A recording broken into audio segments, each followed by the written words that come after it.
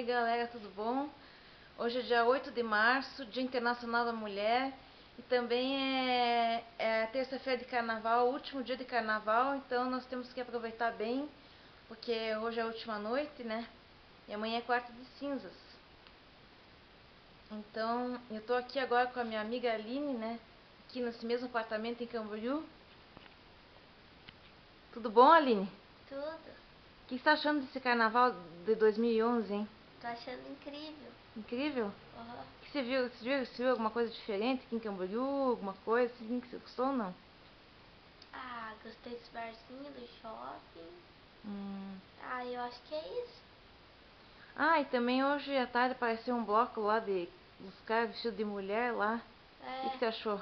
Achei legal também. Engraçado, né? Aham. E também ia ser bom fazer umas coisas diferentes, ainda mais hoje que é o último dia, né? É. Então nós temos que aproveitar bem. Aham. E o que você tá achando de Camboriú? Sendo um lugar incrível, bem legal aqui. A praia, tudo, né? Aham.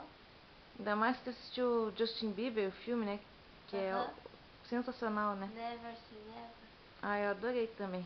Aham. Então tá. Tchau. Então, bom último dia de carnaval pra vocês. Beijos.